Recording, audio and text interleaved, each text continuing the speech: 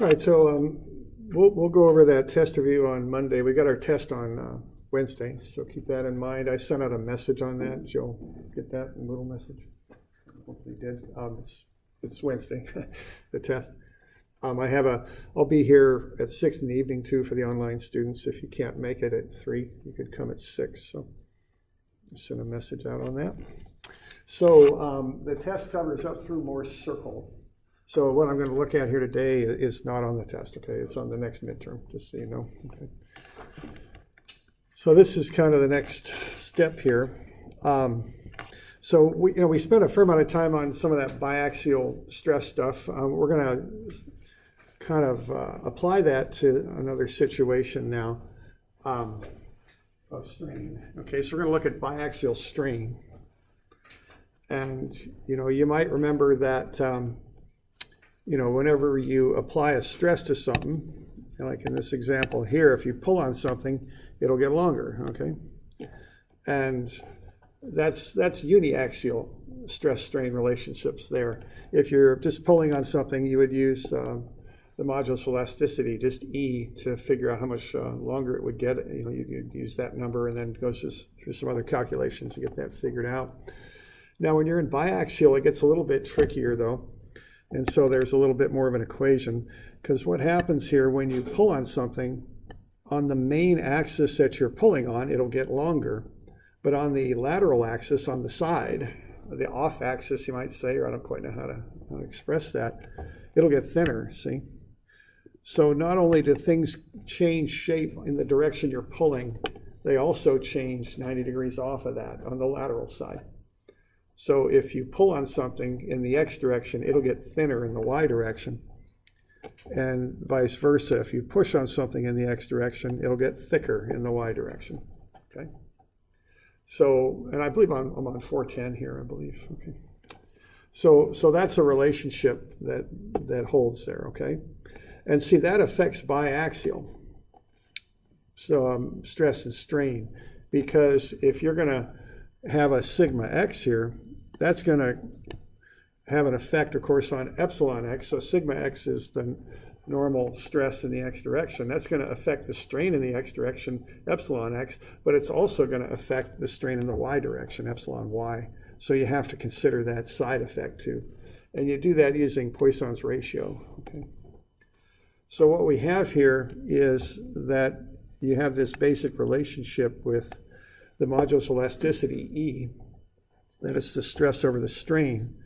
Well, the strain then is the stress, sigma, divided by E.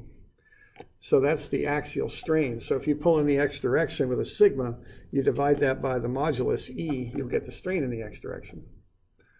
But you also have to consider the lateral relationship too.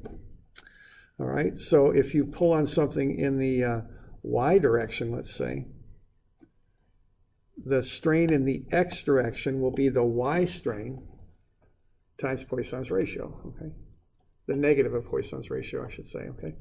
So if you want to get the full, if you're in a biaxial loading situation and you want to get the full x strain, you got to look at sigma x to get the strain in the x direction, and you also have to look at sigma y to get the lateral strain, which is in the x direction, and you add the two together. All right. So if you want to find epsilon x, that's the way you do it. You take sigma x over E, that's what I guess I call the primary strain, that's the strain in the x direction. But you also have to take sigma y over E and multiply it by the negative of Poisson's ratio and add the two effects together. Okay? So you can develop these equations by doing a little bit of factoring there. So epsilon x, the strain in the x direction, is 1 over E sigma x minus nu sigma y. Okay, just by collecting terms there, taking the 1 over E out of the equation. You can develop a similar equation for the strain in the y direction. It's 1 over E sigma y minus nu sigma x. And in the z direction, if you look at the strain in the z direction, the stress in both the x and y directions are lateral to the z direction.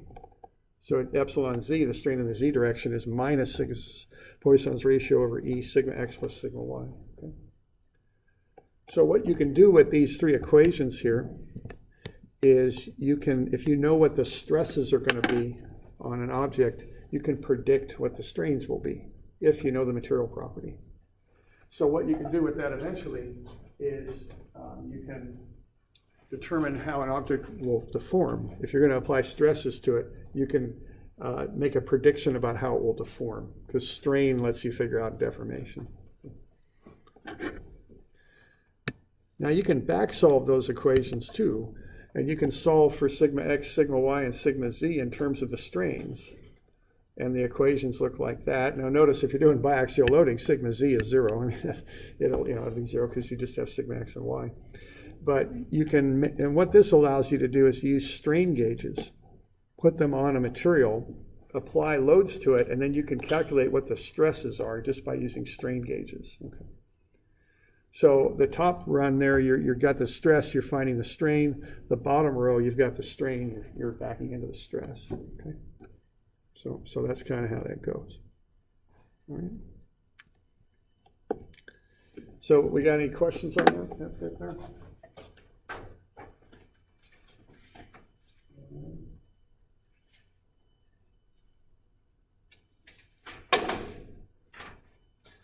All right, and these are equations 41 through 45 on your formula sheet. They're over there on the right side of the front page of your formula sheet. Okay. Now those are for the normal stresses and strains. You can also look at the shear stresses and strains, and you use the shear modulus for that. You pretty much assume that the shear strain is not affected by axial stress. All right. So all you got to do to get the strain is just divide the stress by the shear modulus. So if you got the shear stress, the tau xy, you divide it by g, the shear modulus, you get the strain in the xy, on the x plane in the y direction. And the same would be true for the stresses and strains on the y plane in the x direction. Okay. You can also then, if you measure the shear strain, you can multiply it by g and get the shear stress. Okay. So that's perhaps a simpler relationship. And those are equations 46 and 7 there. So what we're doing there is we're just looking at biaxial relationships there between stress and strain. And the basic idea there is if you know one, you can find the other by using those equations. Now there's another little thing here that I'll mention, and that is the sign convention on shear strain. It comes from the shear stress sign convention. So if you've got an original square element like I'm showing there with a solid line, and you apply a positive shear on the standard reference plane, the x plane, over there, what's going to happen here is a few things. You know, if you've got this basic shear stress going up, that would be positive on the x plane. On the other side, the positive shear stress goes down. And then on the other two planes, these are both positive, it'll be negative on the other two planes. So they'll meet in the corners. And it looks like I got a typo there, don't I? I bet I haven't fixed that. Have a look. This arrow ought to be pointing to the left. I've got to go on the wrong way, down on the bottom. I'm not sure. Oh, is it fixed? I fixed it. Okay, good. Okay, because that's not right. All right. So that's going to go to the left down there, okay?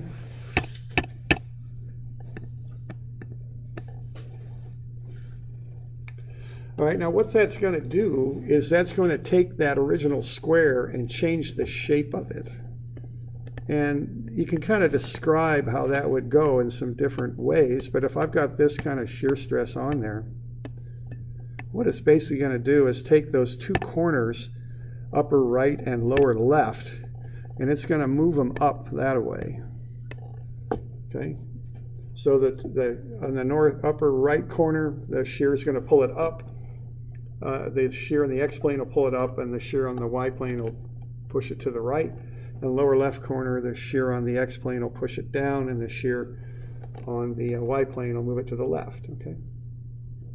And the opposite will happen on the other two corners. They'll get pushed in if you look at the direction of those shear stress arrows and consider them to be like vectors, which they're not really, I guess, vectors, but that's kind of a pretty good representation of how they act, though. They're kind of pushing this thing around.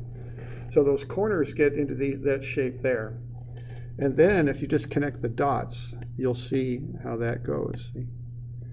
Now this would be a highly exaggerated view of how that would deform. Think of it as being like a rubber sheet or something like that, or a plate of rubber or something. It'll deform a lot, okay? So the gist of this is if you have positive shear stress on the reference plane, you get positive shear strain. What happens is this lower left-hand angle gets smaller. Okay? So the lower left-hand angle for positive shear strain gets smaller. And if you've got negative shear stress and strain, as I'm showing in that sketch below, it'll get bigger, okay? Right there. So it's the same sort of relationship, just kind of getting pushed around the other way, okay?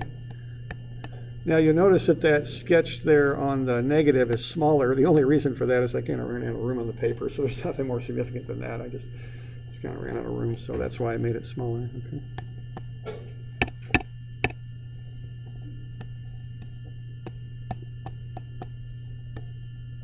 So if that's a negative shear strain on the reference plane, what's going to happen there is this corner is going to move out, that one will move out, these two will move in. So what ends up happening, again in a very highly exaggerated way, is that original square plate will do that. Okay, so that lower left-hand corner angle gets bigger for negative shear strain. Okay, so that's the sign convention on this stuff. Like that. All right. All right, so let's have a look at an example if we're good with that. Let's have a look at a plate. So let's say we got a plate that's 3 centimeters by 2 centimeters. That'll be the dimensions, and the depth will be 4 millimeters.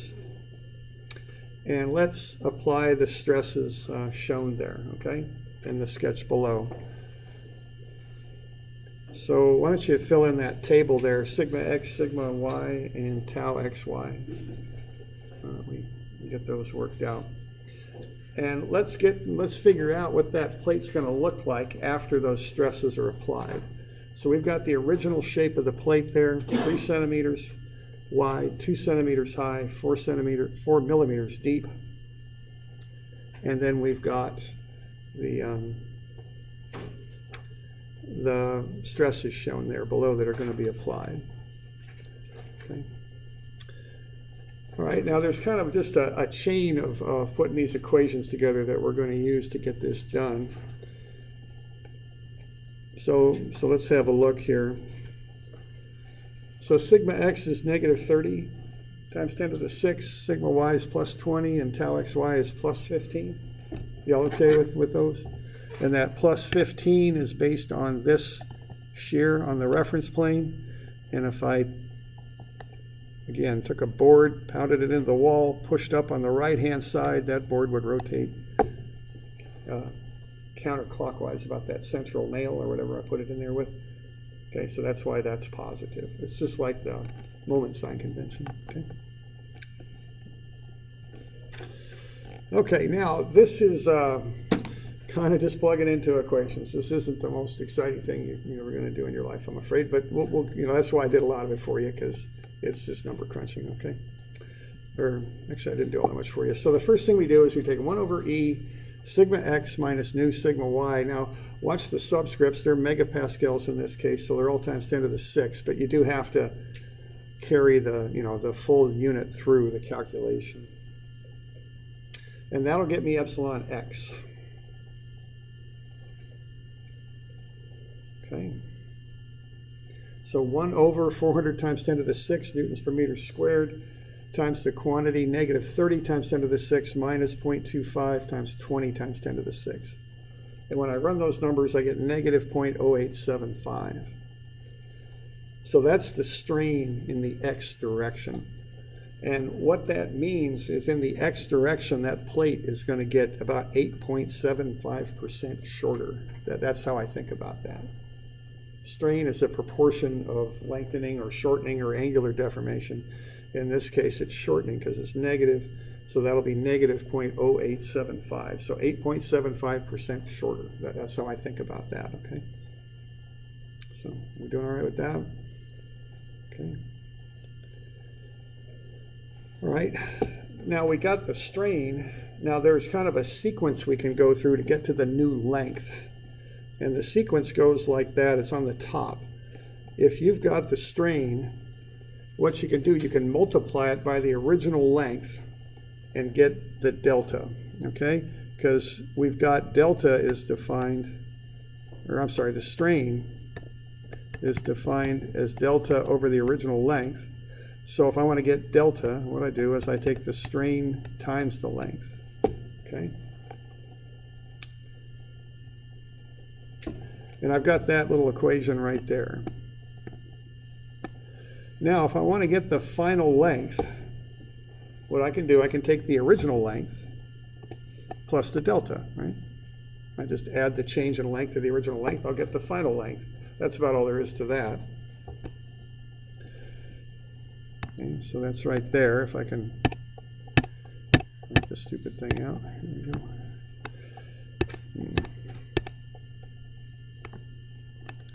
All right, but I can see what delta is epsilon L0, so I can write it out that way. And what I can do to get this done a little bit more quickly is factor the L0 out.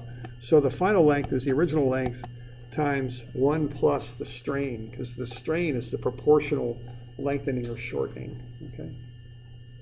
I think of it as like a percent lengthening or shortening, but the one thing is it doesn't have that factor of 100 in it like percent does, so it's proportional might be a better word, okay? So if I just take 1, and then in the example we're doing right now, if I just take 1 minus this proportional shortening right here, that will get, and multiply that by the original length, I'll get the final length. It's just a quicker way to knock through it rather than doing all those steps, okay?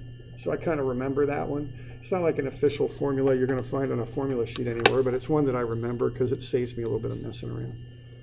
Okay.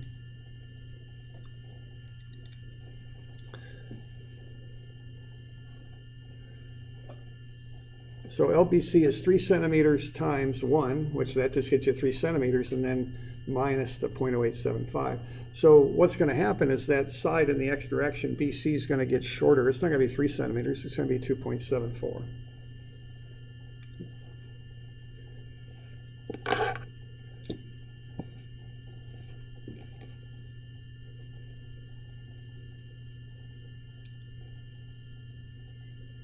All right. I can do the same thing in the y direction, okay? Same process. Just kind of the equation gets turned around a little bit. So epsilon y will be 1 over e sigma y minus nu sigma x. And I can plug in the numbers.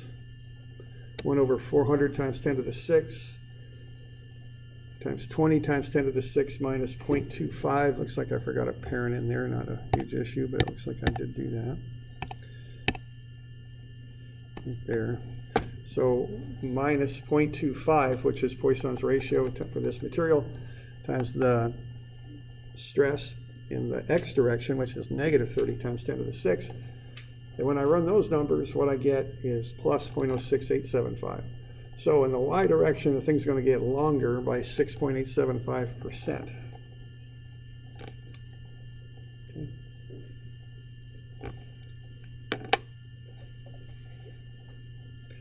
So I can take the original length of 2 centimeters and take 1 plus 0.06875, multiply it by 2, and I'll get 2.14 centimeters. That's the new length of AB.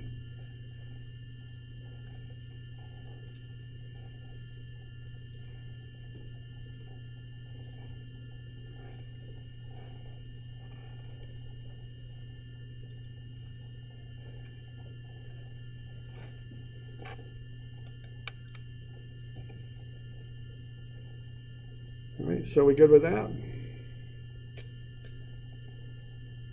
So what we're doing here, we're seeing what that plate's going to look like after we load it, because when we load it, we deform it, okay?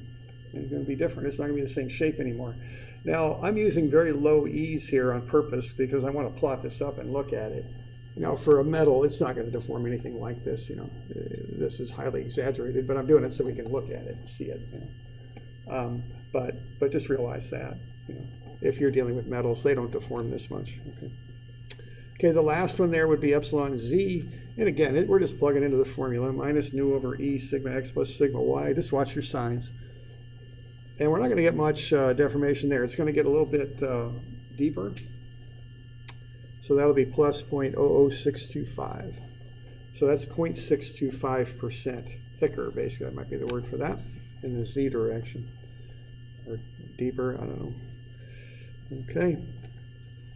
So if I multiply that, the original dimension there, 4 millimeters times 1 plus 0.00625, I'll get 4.025. Okay. Can you see those okay? I've got some highlighting on there. I didn't know I had that. So 4.025 millimeters. Okay, there we go. All right, so that's the final shape of that, at least as far as the lengths go.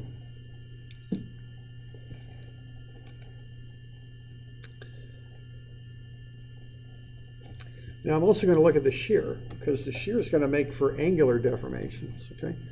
These normal stresses stretch it and shorten it, but the shear will make it change, make those angles change, okay?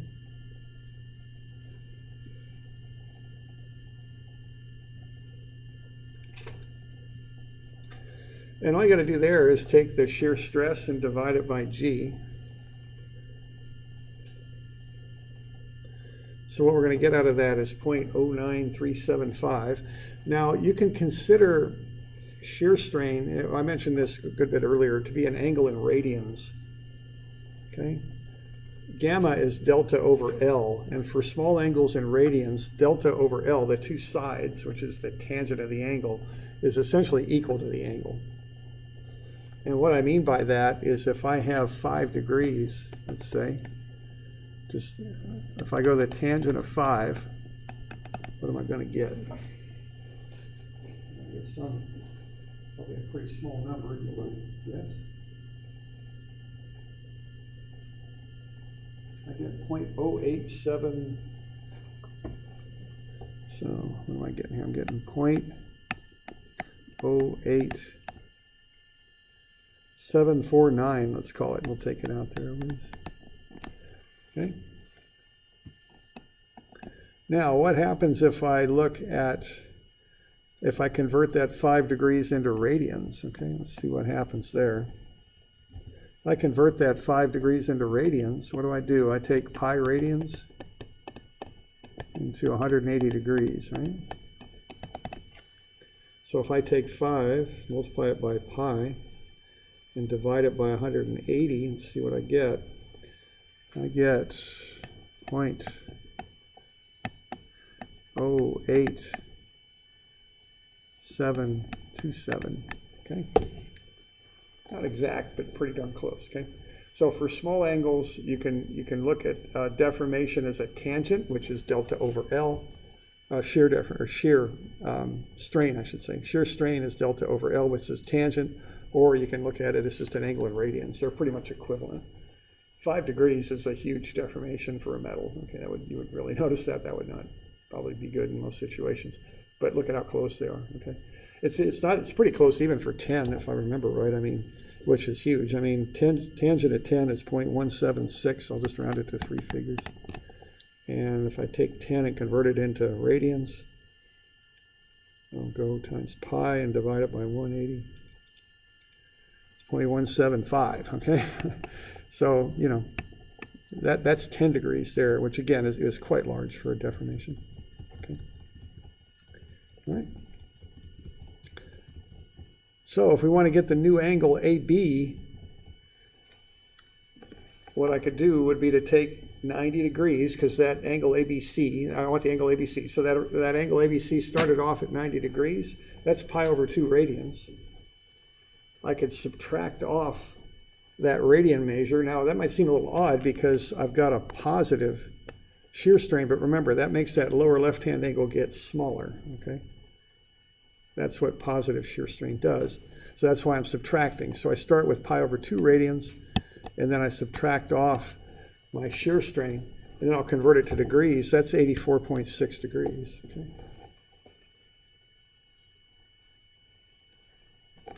And then I can do the same thing for angle BCD, which that angle will get bigger by a shear strain of 0.09375.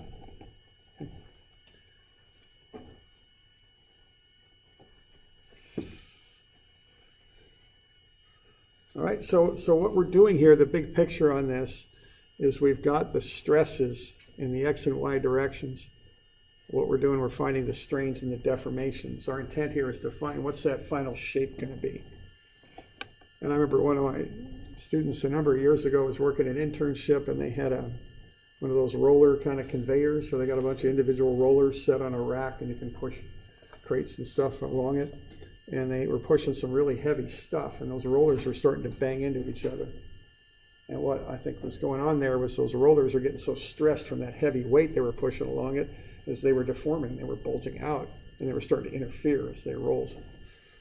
So, you know, the student actually told me that you can do more circle for strain too, like what we're doing, and they were going to do that and kind of figure out how wide those rollers are getting in the X direction, you know, when they put those big heavy things on there, and trying to figure out what the spacing on them should be so that they wouldn't knock into each other when they rolled. And that was the idea.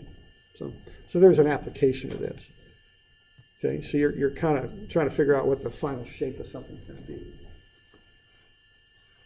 Now there's different ways to represent this. So I've got a picture there on 433. So I've got that plate plotted up pretty much to scale. There it is, okay, 2 by 3 centimeters. Now I've made it bigger, you know, it's the right proportions, but I made it a little bit bigger so it'd be more visible to us. Okay. And let's see what's going to happen to that thing, okay? LBC is not going to be 3 centimeters, it's going to be 2.74. LAB is not going to be 2.1 or 2, it's going to be 2.14, it's going to get longer. And then LAE, the thickness of it, E's this back corner here. I guess I don't have it labeled here, but it's there. That's going to get just a little bit longer, okay? And then some angles are going to change too. Angle ABC will be 84.6 degrees, and angle BCD will be 95.4 degrees. So that thing's going to look different after the loads are applied. That's the idea. Okay. Now, I did one thing here to kind of to help us figure out this angular stuff. And what I did there was I found the shear strain. I got those new angles. Now the issue with this is to actually plot this, you kind of have to make some sort of assumption here, because the angle is made up of the rotation of 2 lines, see? So, and actually I'm going the wrong way. Angle ABC is smaller, okay. So 2 lines are going to rotate. I kind of have to figure out how that rotation gets split up between the 2 lines. So what I'm assuming here, if I got a total shear strain of 0.09375, that half of that shear strain occurs on either side, okay? And I've got, so I divide that by 2, I get 0.0469 radians per side. And for these small angles, the radian is about equal to the tangent, and that's opposite over adjacent. So the opposite side would be the radian times the adjacent side, okay? So I take that half angle, that 0.0469, and multiply it by the length of the side, that 3 centimeters. And what I'm getting there is this point here with respect to B is going to deform 0.141 centimeters. And then point A there, it's going to deform a little bit too. I take the 0.0469 times 2 and I get 0.0938.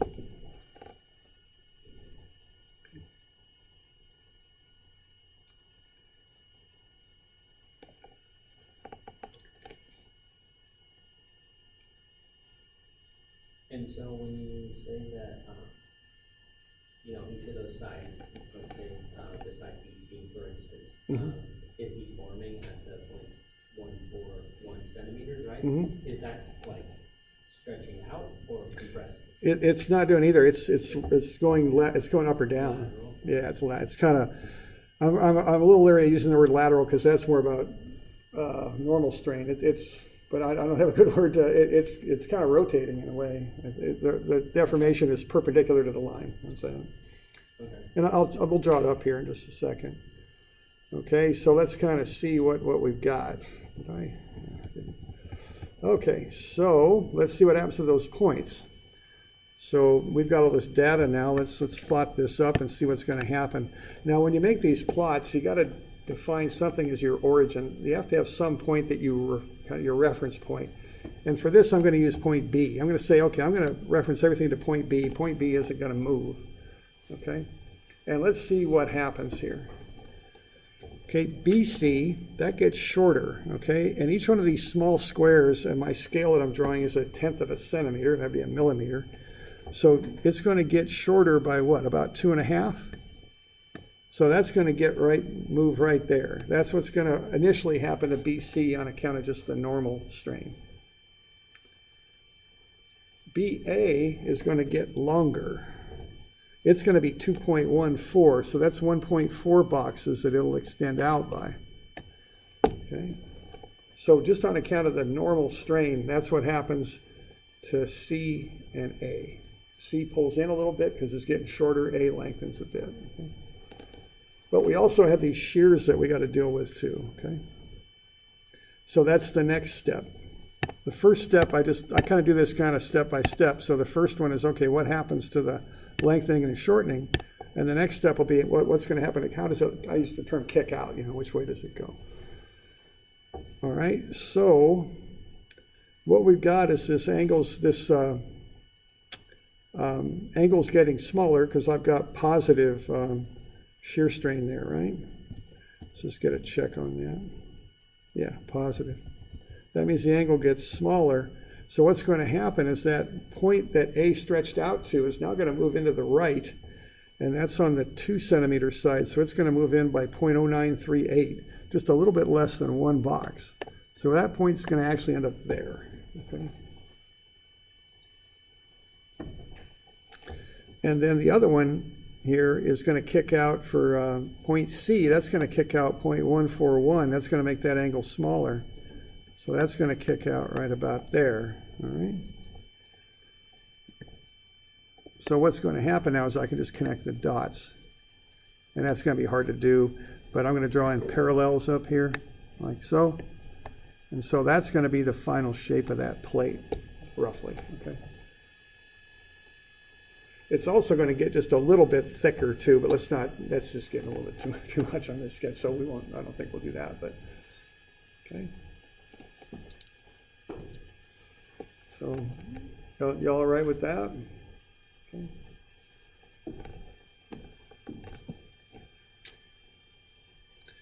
All right, so that's what's going to happen to that thing. That's what our models would predict.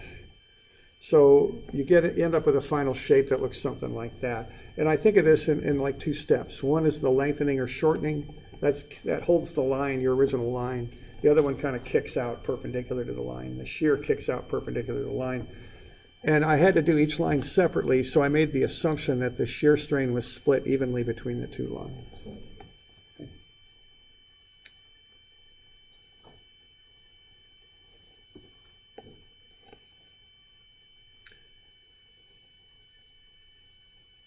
So we doing all right?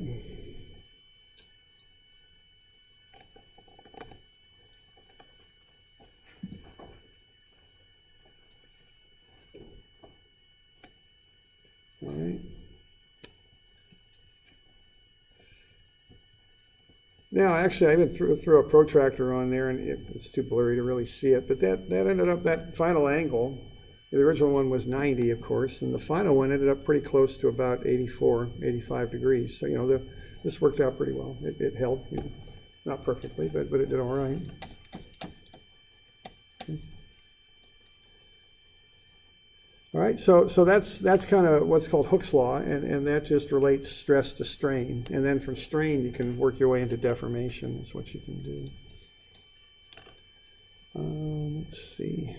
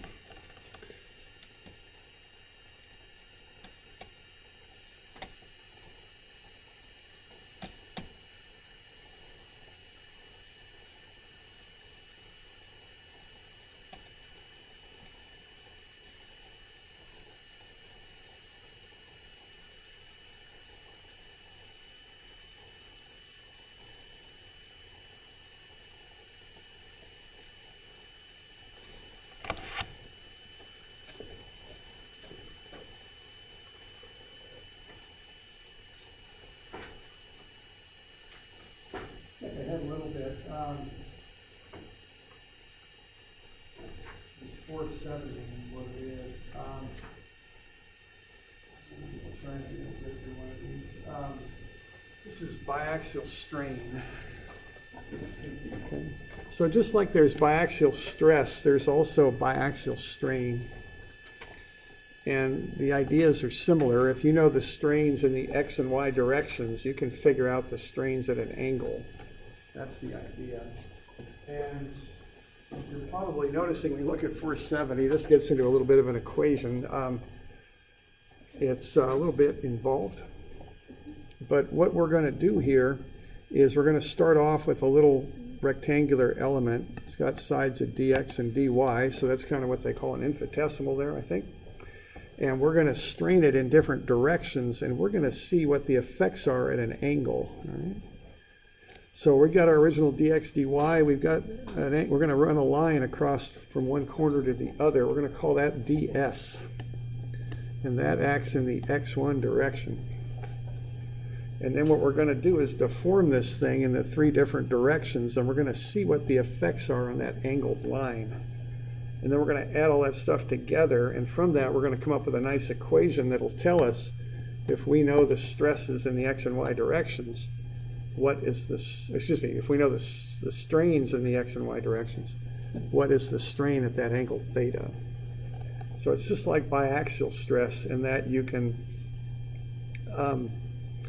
predict what strains will be at an angle if you know the strains in the x and y directions. All right, so let's say we've got this corner here, and we've got a strain in just the x direction, epsilon x dx. So if the strain's epsilon x, this little lengthening will be epsilon x dx. So that point there will move out a little bit. And if we look at how that affects up above, what happens is that pulls this corner out too. And so that's going to take this point and kind of make it move on a little bit of a triangular surface there. Okay, so we take that point and move it out to there. I've got to zoom in over there. And that's epsilon x dx on the top. Now what's going to happen if we draw a new line from corner to corner, it's going to kind of come in down below here like that, and we can drop a perpendicular down and get a little right triangle going there. Okay. And see, we know the hypotenuse of that triangle is epsilon x dx. So this side here of that right triangle will be epsilon dx cosine theta. Okay, and I'll call that delta d prime. Now I can do this process 3 times, once for epsilon x, a second time for epsilon y. What that'll do is move that point up. That'll be the hypotenuse of a right triangle. I'm going to want to know this side right here, which will be the lengthening of that corner. That'll be epsilon dy sine theta. We'll call that delta d prime prime. And then I can look at the effects of shear strain there. That'll kick this corner over to here. And I can pull this little triangle out. Got my angle theta there. This will be gamma xy dy on account of that shear strain I'm applying there. And this side will be gamma dy cosine theta. That'll be delta d prime prime prime. So if I add all this stuff up, I get this expression here. So if I've got strains in the X and Y directions, normal strains and a shear strain, that's the effects they would have on that upper right corner. And that would cause a deformation of this diagonal line running across that rectangle. Okay. So there it is. Now we're going to do a little bit with that just to get to a strain at an angle. We're going to take that delta D and we're going to divide it by the original length ds. And if we do that to this left-hand side for our delta D total, we're going to do it to each one of these terms. So we're going to get dx over ds, and that's cosine theta. Okay. There's dx, and there's ds, so that's cosine theta. And then we got a dy over ds, that's sine theta.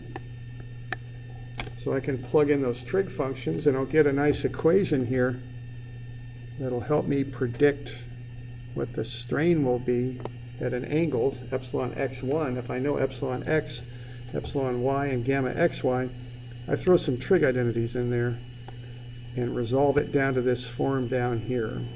And I don't want to, go through all that, but that's the basic idea. So what I've got now is a biaxial strain equation, epsilon x1, and that's equation 71. And that looks an awful lot like a biaxial stress equation, you might notice. It's got one little difference, it's got a 2 under the shear, the gamma xy over 2 sine 2 theta. Okay.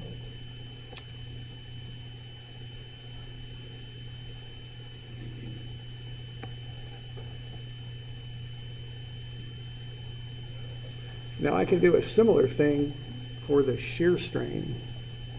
It's got a little bit more complicated kind of analysis. I'm still working with these right triangles.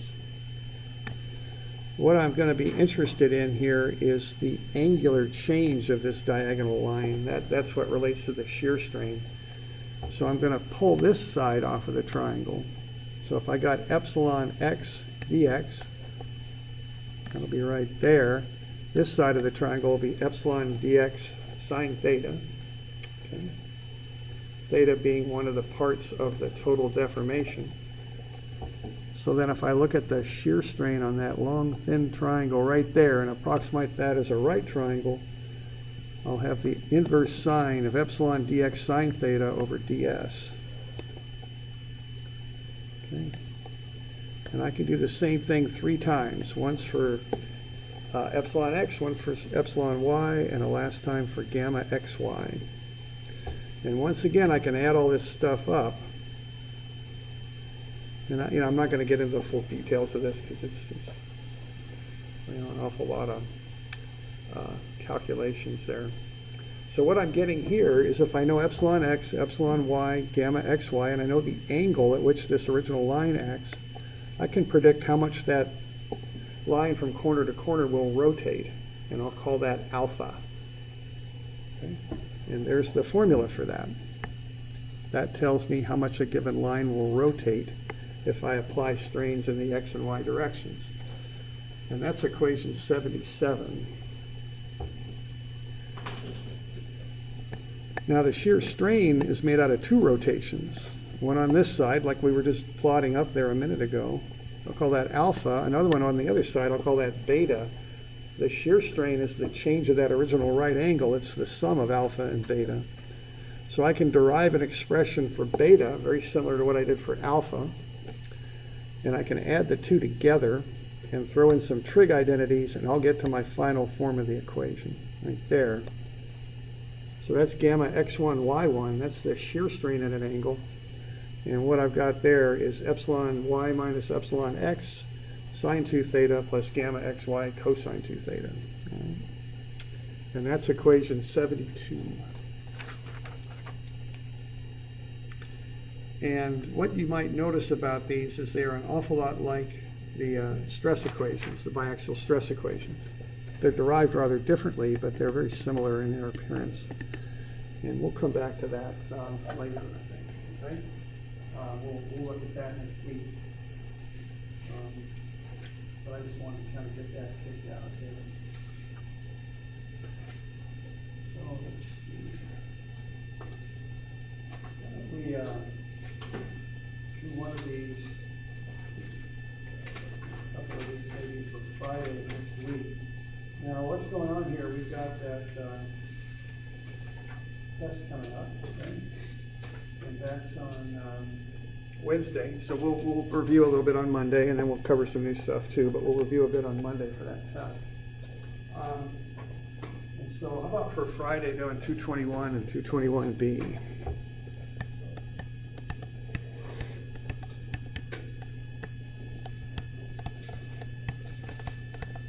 And I think that's the 8th of February. I think, yeah, that sounds about right. Okay. So we'll make those due on Friday. All right. So call it good. And yeah, have a look at that review. Everyone has a copy of that, and that's available online for those of you online.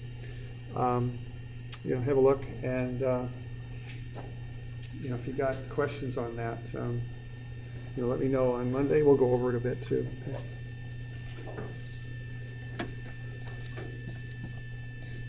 All right, so we'll call it good.